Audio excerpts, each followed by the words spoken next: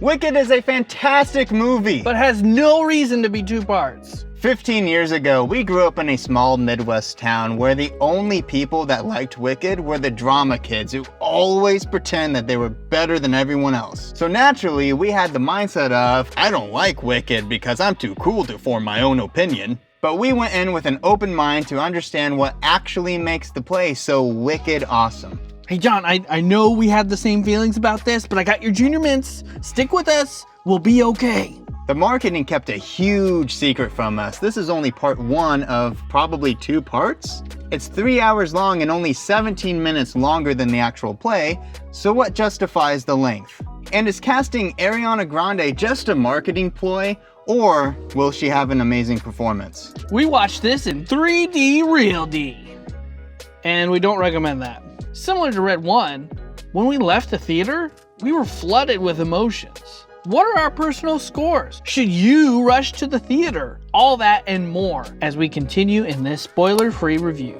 The animation is really beautiful in this movie and the world is really fun. It reminded me of this fairy tale type world, this Willy Wonka type world, and they also used some fun words in there that really fit the atmosphere as well. Acting-wise, there's really only 2 characters to talk about in this film. There's Elphaba and then there's Glinda, who turns into Glinda moving forward.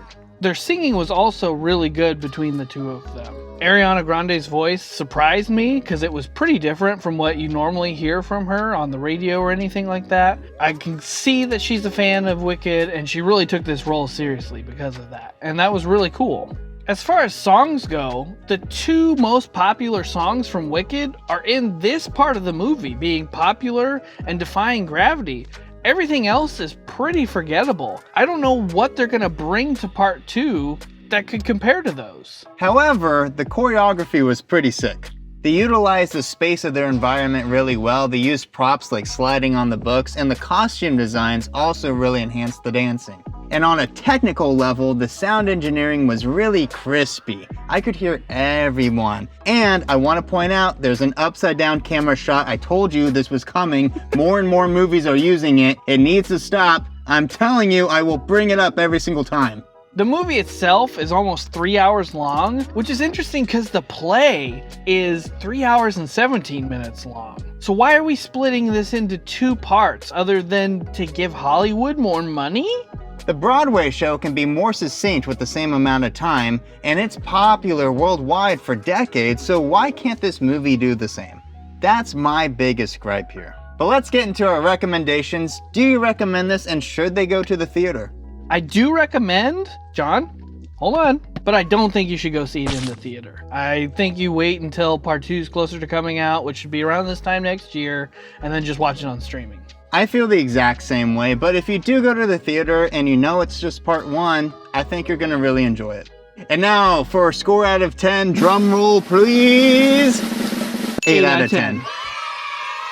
The only reason we're docking it a couple points is because it doesn't need to be 2 parts, and the music, apart from the 2 songs, is pretty forgettable. But that's not the movie's fault, that's just how the play was written. Thanks for liking and subscribing. Check out our other review of Gladiator 2.